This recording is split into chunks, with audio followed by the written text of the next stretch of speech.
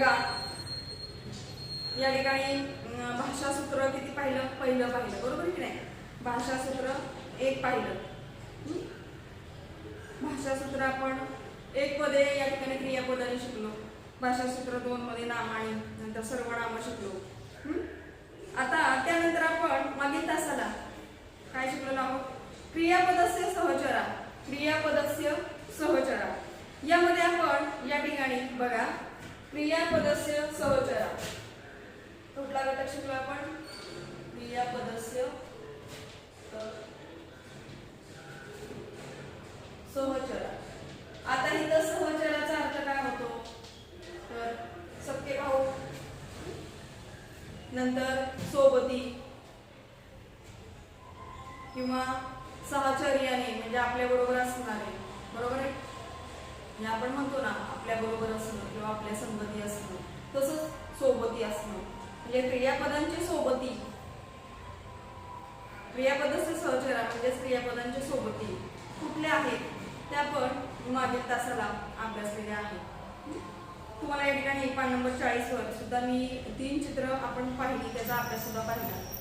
त्यामध्ये आपण पाहिलं की क्रियापदाचे सहचर, क्रियापद कशाला म्हणायचं, क्रियापदांचे सहचर म्हणजे सोबती एक नाही तर अनेक आहेत. बरोबर की नाही. वाक्यामध्ये कर्ता कर्म क्रियापद, नंतर विभक्तींची कारक हे सुद्धा आपण बघितली. म्हणजे विभक्तींची कारक मिळून कर्ता कर्म क्रियापद यांचे मिळून काय होतं, हे सगळेजण काय क्रियापदाचे सोबती आहेत. बरोबर. या वाक्यामध्ये फक्त क्रियापदालाच अर्थ नाही तर बाकीच्या ज्या सोबतींना आहे त्या सोबतींवर हे क्रियापद अवलंबून आहे. वाक्यामध्ये जर कर्ता कर्म नसेल तर क्रियापदाला अर्थ राहतो का, नाही. नुसतं तुम्ही क्रियापद लिहिलं करतो किंवा करोती कुर्वंती, वाक्य पूर्ण होईल का, नाही. ते नुसतं क्रियापद राहणार, केवळ क्रिया त्यात दर्शवणार. तुम्हाला सुरुवातीला त्यांनी सांगितलं होतं पठामी लिखामी यच्छामी पश्यामी एतानी पदानी क्रिया दर्शवली.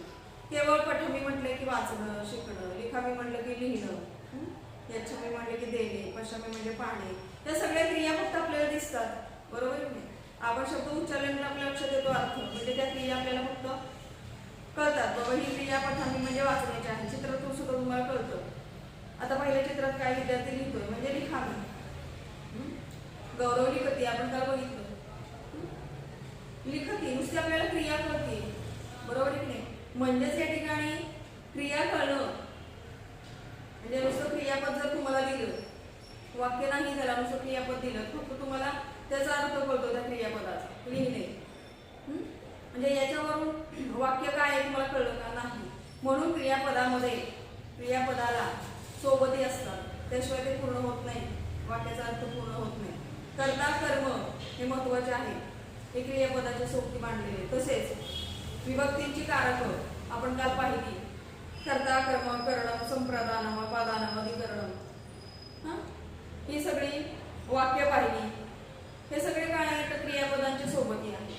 यांचं सगळ्यांची मिळून क्रिया जी करतात त्यालाच या ठिकाणी काय म्हटलं जातं, कारक आहे. कारक कशाला म्हणतात, या ठिकाणी विभक्तींना जे कारक आहेत ती कारकानुसार या ठिकाणी क्रियापदांच्या सोबतींच्या आधारे, क्रियापदांच्या सोबती कुठले कर्ता कर्म यांच्या आधारे वाक्य तयार केली जातात. बरोबर नाही. वाक्य तयार केल्यानंतर त्यामध्ये करण वापरलं असतंय, कर्म असतंय, अपादान असतंय, संप्रदान असतंय. यांचं मिळून ज्या क्रिया करतात, हे सगळे क्रिया करतात त्यालाच काय म्हटलं जातं, कारक. क्रिया घडवून आणणारे काय आहेत, कारक आहेत. लक्षात घ्या. बरोबर की नाही. क्रिया घडवून आणतात ते कारक. अतहत आणि कारकाने म्हणजे त्यांना कारक म्हणतात का, तर हे सगळे मिळून काय करतात, क्रिया करतात. आता या ठिकाणी करता याचं प्रथम विभक्तीचं कारक काय, करता, काल आपण शिकलोय मागील तासाला. या ठिकाणी प्रथम विभक्ती काय, कारक करता. म्हणजे करता काय, तर या ठिकाणी नामनिर्देशासाठी, म्हणजे वस्तूचं प्राण्याचं नाव असेल तर तो करता असतो वाक्यामध्ये. गौरव लिखती, गौरव हे काय झालं, करता झाला. म्हणजे या ठिकाणी हे सगळे जे आहेत कर्ता कर्म करणं ही कारक मिळून काय करतात, तर वाक्याची क्रिया पूर्ण करतात. म्हणून याला काय म्हटलं जातं, कारक. आणि क्रियापद म्हणजे काय, तर वाक्याचा अर्थपूर्ण करणारा क्रियावाचक शब्द. क्रियापद हे कशाच्या सहाय्याने आपलं चालतं क्रियापद, तर कर्ता आणि कर्म यांच्या सहाय्याने चालतं. म्हणजे ते क्रियापदाची सोबती कोण, सहचारा कोण आहे, सहचारा क्रियापदस्य सहचारा कर्म कर्ता. बरोबर आहे की नाही. म्हणजे या ठिकाणी हे सगळे त्याचे काय आहेत, सोबती आहेत क्रियापदाचे. क्रियापद एकटं चालू शकतं का, नाही, त्याला कर्ता कर्म याची काय असते, सोबत असते वाक्यामध्ये. बरोबर आहे की नाही. म्हणजे या गोष्टी आपण आत्ताच्या मागे तासाला पाहिजे. आणि तुम्हाला या ठिकाणी भाषा अभ्यास, या ठिकाणी भाषा अभ्यासामध्ये सुद्धा तुम्हाला काय काय सांगितलं होतं बघा. पहिला प्रश्न मी सोडवून दिला होता बरोबर, आणि दुसऱ्या प्रश्नापासून तुम्हाला काय सांगितलं होतं की काय करायचं, तुम्ही घरी सोडवून आणायचं. किती विद्यार्थ्यांनी सोडवले बघा. दुसरा प्रश्न काय, योग्य विभक्ती रूप नियोजन. विभक्ती रूप कारकानुसार विभक्ती रूप योजायचे बघा. आता युवकः, वित्तकोश, धनवान. युवकः, वित्तकोश याचं योग्य रूप काय येणार आहे विभक्तीनुसार, वित्तकोशात. युवकः वित्तकोशात धनवानयति. बरोबर आहे की. म्हणजे युवक बँकेतून पैसे आणतो. वित्तकोश म्हणजे बँक, तुम्ही त्याला संस्कृत शब्द वित्तकोश म्हणजे, वित्त म्हणजे पैसा, कोश म्हणजे जिथं आपला पैसा असतो, कुठं असतो तो बँकेत. बरोबर आहे नाही. म्हणजे युवकः वित्तकोशात धनवानयति. युवक बँकेतून पैसे आणतो. वित्तकोशात कुठला पहिला शब्द येणार आहे बघा,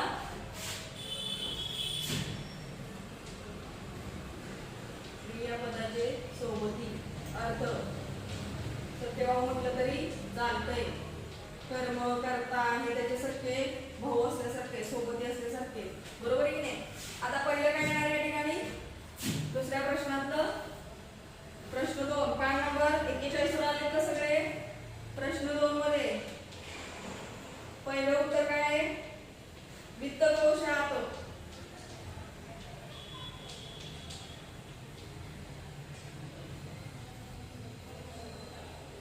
बरोबर आहे की नाही.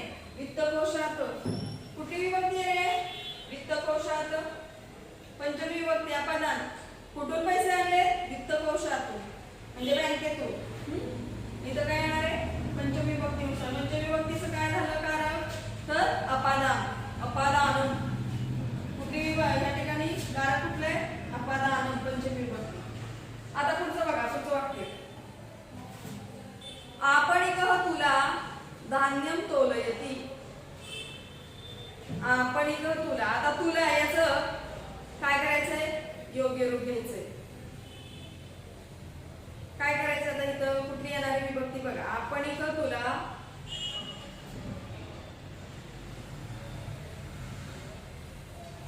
काय येणार आहे बघा बरं. तुला, आपणिकः तुला.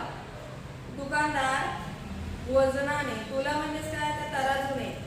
धान्य तोलयति, धान्य काय करतो, मोजतो. तोलयति म्हणजे तोलणं, धान्य तोलतो म्हणजे थोडक्यात मोजतो, किती किलो भरणार आहे. आपणिकः तुला धान्यम तोलयति. आपणिकः, बरोबर आहे की नाही. तुलया धान्यम तोलयति. इथं साधन आहे, करणं साधनं. म्हणजे या ठिकाणी तुलया म्हणजे हे काय झालं या ठिकाणी, आपणिकः तुलया धान्यम तोलयति. दुकानदाराने हे नाही, तुलया धान्यम तोलयति. या ठिकाणी कशाने, तराजूने धान्य मोजले किंवा तोलले. म्हणजे इथं तृतीय विभक्ती आली आहे. करणं, करणं म्हणजे काय, साधन. आपण दुकानदाराने काय साधन वापरलंय, करणं म्हणजे साधन, साधनाचा वापर केलाय वाक्यात. हो की नाही. आपणिकः तुलया. बरोबर आहे की नाही. बरोबर आहे बघा. आपणिकः तुलया धान्यम तोलयति. बघा दुसऱ्या वाक्यामध्ये तुलया कुठली विभक्ती आहे, तर तृतीया. कर्ण. तुलया काय येणार या ठिकाणी, तर काय येणार, तृतीय विभक्ती. कारक आहे कर्ण. कर्ण म्हणजे साधन. दुकानदाराने तुलया धान्यम तोलयति. कशानं? तरवलेले धान्य तोलले. तिसरं बघा, भ्राता भगिनी शाटिकां यच्छति. शाटिकां यच्छति.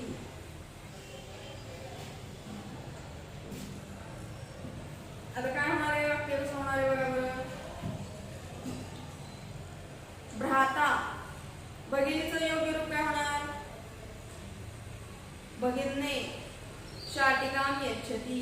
भ्राता भगिन्ने शाटिकां यच्छति. भावाने बहिणीसाठी किंवा भावाने भाऊ बहिणीला साडी देतो. काय देतोय? भगिन्ने साडी देतो. काय दिलंय या ठिकाणी? काय दिलंय? भ्रातानं म्हणजे भावानं या ठिकाणी काय दिलेलं आहे? तर दिलंय म्हणजे काय केलंय? ज्याला द्यायचंय या ठिकाणी बघा, ज्याला द्यायचंय, कुणाला द्यायचंय?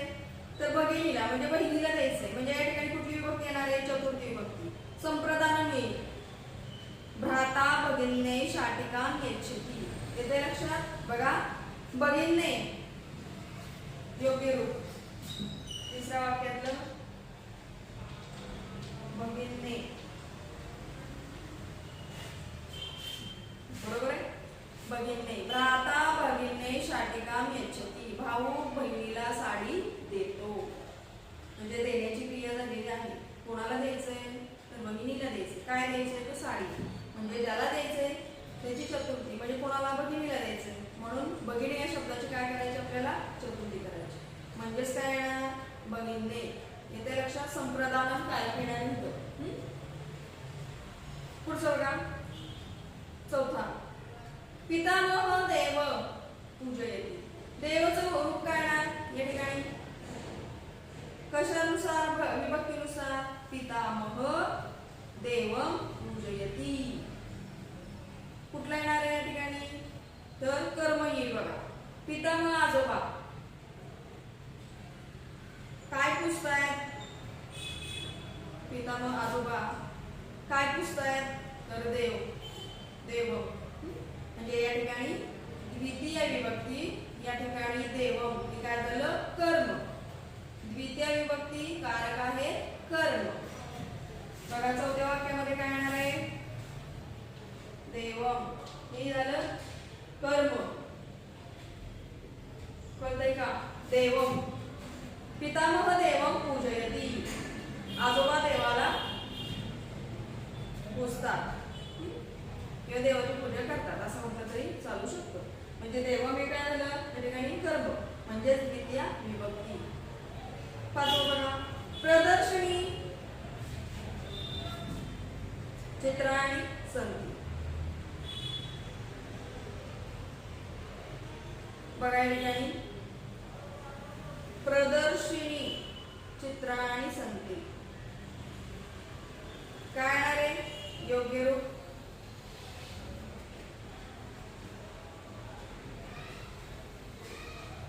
कशाचं आहे या ठिकाणी? प्रदर्शिनी चित्राणि सन्ति. काय येणार आहे?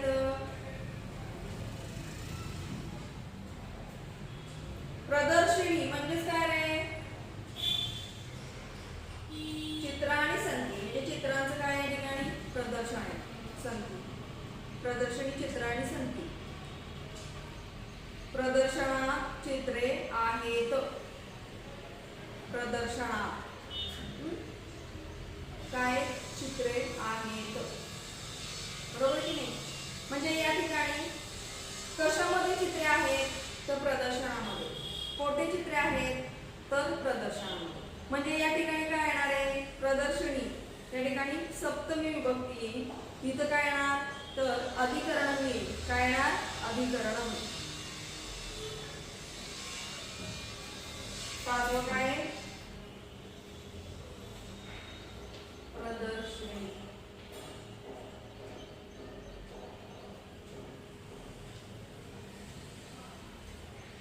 उत्तर काय? प्रदर्शनी चित्राणि सन्ति. प्रदर्शनी चित्रांची आहेत. प्रदर्शनी कशाची? चित्रांची आहे.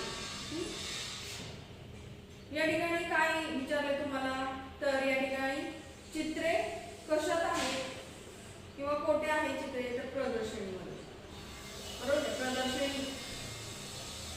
प्रदर्शनीत चित्रे आहेत. आपण प्रश्न काय केला, चित्रे कुठे आहे, तर प्रदर्शनीमध्ये. म्हणजे या ठिकाणी प्रदर्शनी काय झालं, सप्तमी विभक्तीचं रूप झालं आणि कारक काय झालं, अभिकरण. येतं लक्षात, इथपर्यंतचा भाग कळलाय. बघा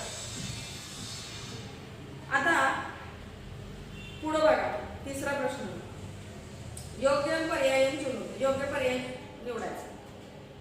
छात्र श्लोक श्लोकम स्मरति. काय येणार आहे, छात्र श्लोकम स्मरति. छात्र विद्यार्थी श्लोकाचे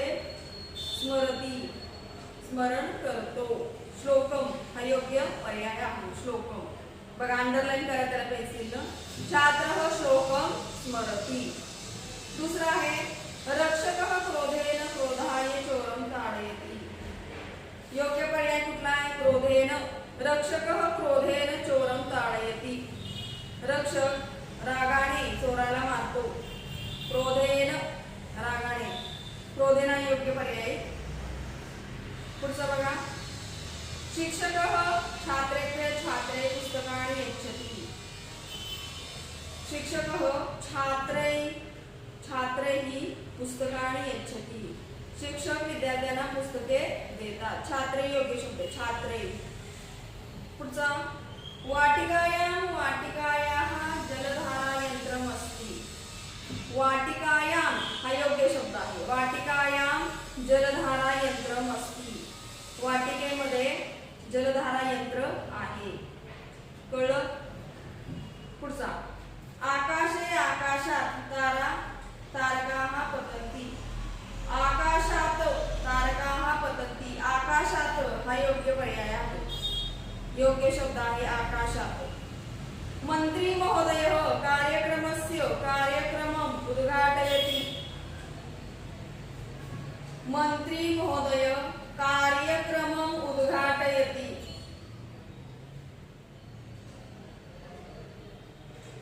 काय आहे, कार्यक्रमाचे कार्यक्रम काय करतात, मंत्री महोदय उद्घाटन करतात. कार्यक्रमम, मंत्री महोदय कार्यक्रमम उद्घाटयति. कार्यक्रमम हा योग्य शब्द आहे. कुठला, कार्यक्रमम. इथपर्यंत कळलंय. पहिल्या शब्द वाक्यातला कुठला, श्लोकम. दुसऱ्या वाक्यातला योग्य शब्द क्रोधेन. तिसऱ्या वाक्यातला योग्य शब्द छात्रेहि. चौथ्या वाक्यातला शब्द योग्य वाटिकाया. पाचव्या वाक्यातला योग्य शब्द आकाशा आणि सहाव्यामध्ये कार्यक्रमम. कळलं इथपर्यंत. आता तुम्हाला चौथ्यामध्ये उचिता विभक्ती प्रयोगेन वाक्यम रचय. योग्य विभक्ती प्रयोग करून वाक्य तयार करायचे. तुम्हाला इथे शब्द दिलेले आहेत, सगळं दिलेलं आहे. तर योग्य विभक्ती लावून तुम्हाला वाक्य तयार करा. कसं होणार बघा, संस्कृतस्य शिक्षकः रमेश. कथा विद्यालय पुस्तक मधुर स्वर छात्र. काय होईल वाक्य, चौथ्या प्रश्नामध्ये बघा, संस्कृतस्य शिक्षकः रमेशः. काय वाक्य होणार आहे चौथ्या प्रश्नामध्ये बघा,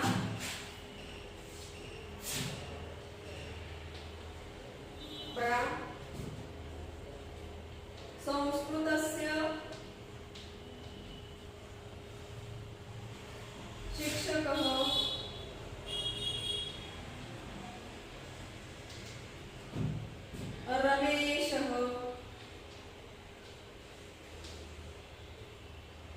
रमेशः विद्यालये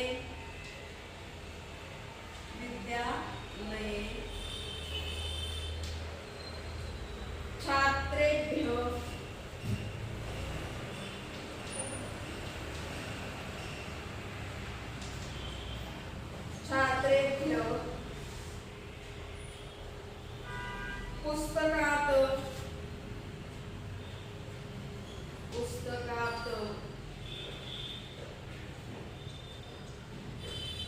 कथा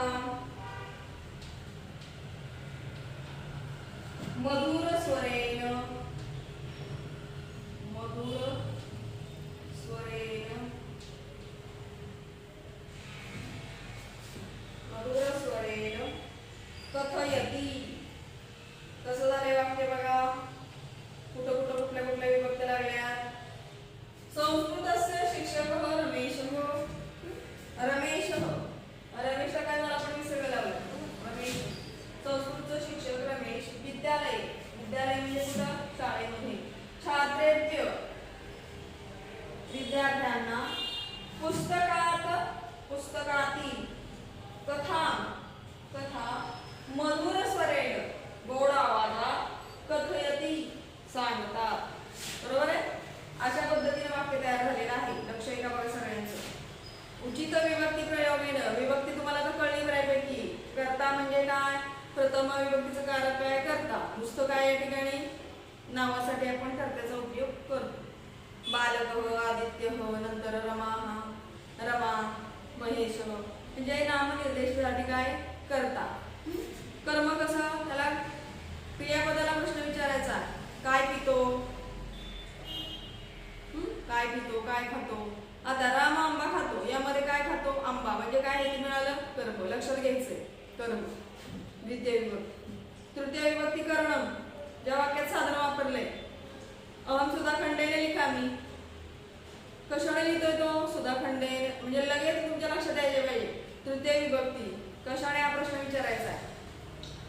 करणम म्हणजे साधनाचा वापर होतो. नंतर चतुर्थी विभक्तीचं संप्रदान.